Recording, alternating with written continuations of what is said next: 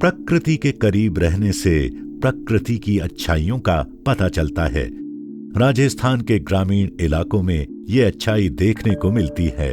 यहाँ स्वच्छता और अच्छे स्वास्थ्य को बनाए रखने की जिम्मेदारी प्रशासन के साथ साथ यहाँ रहने वाले लोगों की भी है। प्रशासन द्वारा स्वच्छ भारत मिशन ग्रामीण लोगों ने भली भांति समझा है और पहचाना है। इसीलिए अभी द्वितीय चरण में जहां ठोस एवं तरल कचरा प्रबंधन की बात आती है, प्रत्येक व्यक्ति जो ग्रामीण का हिस्सा है उन्हें इस बात का अंदाजा है कि जब तक सही तरीके से ठोस एवं तरल कचरा प्रबंधन नहीं होगा, वातावरण में शुद्धता नहीं आएगी। वातावरण की शुद्धता के लिए यह मिशन हमें साथ मिलकर पूरा करना होगा। ग्रामीण क्षेत्रों में रहने वाले परिवारों द्वारा जो ठोस कचरा उत्पन्न किया जाता है उसमें से अधिकांश जैविक होते हैं। इसीलिए जैविक कचरे के लिए सबसे जरूरी है कि उसे पुनर्चक्रण करके उसमें कंपोजिट खाद तैयार की जाए और उनका पुनः प्रयोग किया जाए। इससे अंततः कंपोस्ट खाद बनती है। कंपोस्टिंग यानी जैविक पदार्थ के सड़ने वाले सूक्ष्म जीवों को शामिल करके एक नियंत्रित प्रक्रिया तैयार करना। कंपोस्टिंग सबसे ज्यादा उपयोग होने वाला तकनीकी विकल्प है। यह सदियों पुरानी सरल प्रक्रिया है जिसके माध्यम से शीघ्रता से प्लांट फूड का उत्पादन होता है। कोई अतिरिक्त रसायन मिलाने की जरूरत नहीं होती। कंपोस्टिंग से अत्यधिक मात्रा में खरपतवार उत्पन्न नहीं होती है, जैसे कि खेत में खाद बनाने की अन्य साधारण विधियों में होता है। किसी विशिष्ट संरचना का निर्माण करने की जरूरत नहीं होती, क्योंकि घर, आंगन, खेत के किसी कोने में कंपोस्टिंग का निर्माण किया जा सकता है। परंतु यदि कंपोस्ट पिट का निर्माण संभव हो तो यह उसके ताप को बनाए रखेगा, जो कंपोस्टिंग की प्रक्रिया को गति देगी। कंपोस्टिंग दो प्रकार की होती है, वायवीय एवं गैर वायवीय।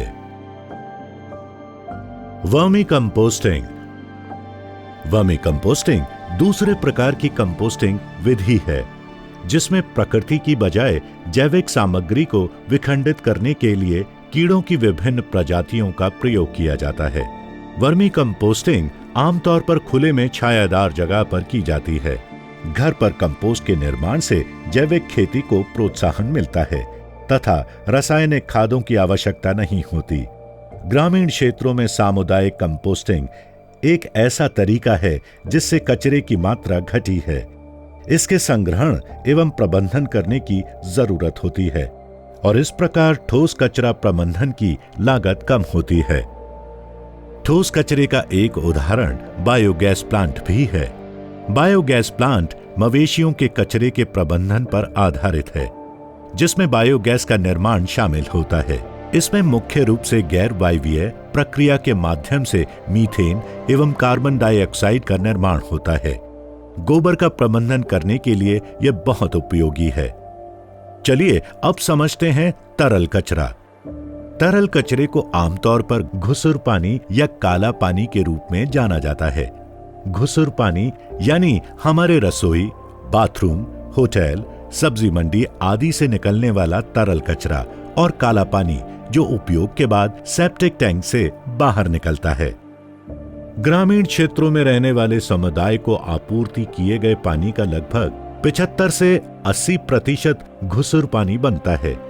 शोधन की विधि ऐसी होनी चाहिए कि कचरा पानी रोगाणु रहित हो जाए, कीटाणुओं को पैदा न होने दे और साथ ही पुनः प्रयोग किया जाए। घुसुर पानी प्रबंधन को हम दो भागों में बांट लेते हैं, घरेलू घुसुर पानी, सामुदायिक घुसुर पानी। इसीलिए घुसुर पानी प्रबंधन सिस्टम को दो स्तरों पर स्थापित किया जा सकता है, अर्थात घरेलू स्तर और सामुदायिक स्तर। गांव में ज्यादातर घुसुर पानी घरेलू स्तर पर उत्पन्न होता है। जब यह पानी घर से निकल जाता है तो यह सामुदायिक घुसुर पानी बन जाता है।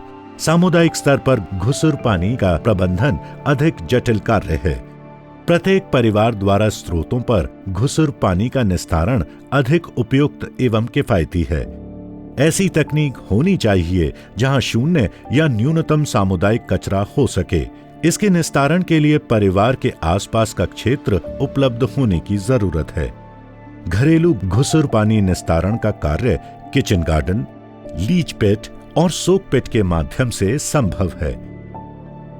घरेलू स्तर पर किचन गार्डन सर्वाधिक मनपसंद विकल्प है, क्योंकि गार्डन से परिवार खाने योग्य कुछ सामग्रियां जैसे कि फल या सब्जियां प्राप्त करता है। तथापि यह वहीं संभव होगा जहां घर के पास खुली जमीन उपलब्ध हो। यदि किचन गार्डन में बहाने से पूर्व घुसुर जल को साफ किया जा सकता है तो गार्डन अच्छी तरह से विकास करता है। बहुत सरल विधि जैसे कि सिल्ट और ग्रीस ट्रैप के माध्यम से पानी को गुजारकर यह कार्य किया जा सकता है। कचरा जल के प्रवाह से सिल्ट, ग्रीस तथा अन्य ठोस सामग्री को अलग करने की जरूरत होती है। इस प्रयोजन के लिए जरूरत के अनुसार इंटरसेप्टर टैंक या चेंबर निर्मित किया जाता है। गार्डन की सिंचाई 2 तरीकों से की जा सकती है। फिल्टर वाटर भूमिगत पीवीसी पाइपों के माध्यम से सीधे पौधों की जड़ों तक पहुंचेगा। इस विधि में पाइप एवं फिल्टर बेड के अनुरक्षण की जरूरत होगी। सोक पिट घुसुर जल के प्रबंधन के लिए बहुत सरल एवं सस्ता विकल्प है। घरेलू उपयोग के लिए तकरीबन 3 फीट लंबाई, 3 फीट चौड़ाई तथा 3 फीट की गहराई में मिट्टी में एक घनाकार गड्ढे की दीवार को खोदा जाता है।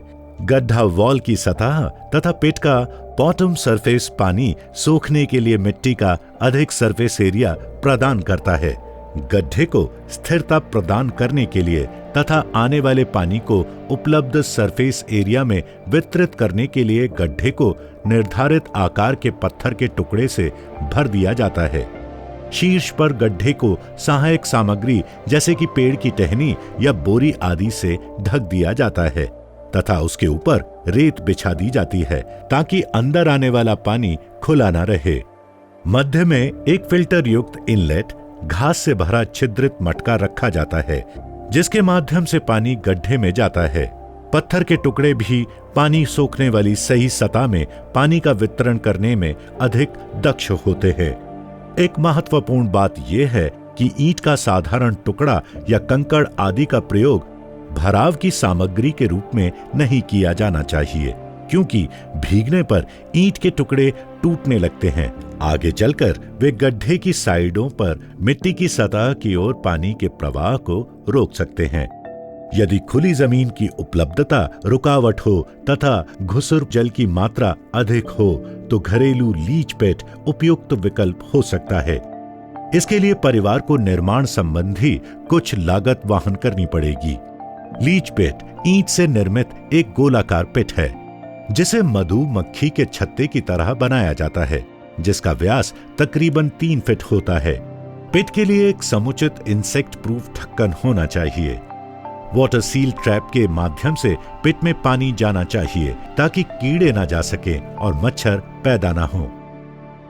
सामुदायिक घुसुर पानी प्रबंधन बहुत घनी बस्तियों में, जहां कभी कभी घरों की दीवारें एक दूसरे से सटी होती हैं, घरेलू स्तर पर घुसुर पानी का प्रबंधन करना संभव नहीं हो सकता। ऐसी स्थिति में घरेलू घुसुर पानी घर से बाहर जाता है। इसका परिणाम यह होता है कि सामुदायिक घुसुर पानी के द्वारा भूजल पानी भरण किया जाता है। इसका संग्रहण करना होगा, नाली बनाकर खुले स्थान में या गांव के बाहर शोधन के लिए इसे पहुंचाना होगा। ऐसे घुसुर पानी के प्रबंधन के लिए शोधन के अनेक विकल्पों का प्रयोग किया जा सकता है। ग्रामीण क्षेत्रों में सार्वजनिक स्थानों जैसे कि हैंडपंप, सार्वजनिक कुआं आदि में ओवरफ्लो से घुसुर पानी उत्पन्न होता है। ये घुसुर पानी आमतौर पर अधिक साफ होता है, परंतु इसका भी समुचित ढंग से प्रबंधन करने की जरूरत होती है। उपयुक्त तकनीक विकल्प अपनाकर साइट पर ही ऐसे पानी का प्रबंधन किया जा सकता है। ठोस एवं तरल कचरा प्रबंधन को हमने अलग अलग इकाइयों के माध्यम से समझा और जाना। सफलता तब मिलेगी जब हम इसे अपने जीवन में उतार लेंगे और आने वाले कल को एक नया दर्पण देंगे, ताकि वह इस प्रक्रिया को कायम रखें और स्वच्छ गांव के तले स्वच्छ छांव का आनंद सबको मिलता रहे। ठोस एवं तरल कचरा प्रबंधन का हो सही चुनाव। तब होगा सुंदर और स्वच्छ अपना गांव। ग्रामीण विकास एवं पंचायती राज्य विभाग, राजस्थान सरकार द्वारा जनहित में जारी।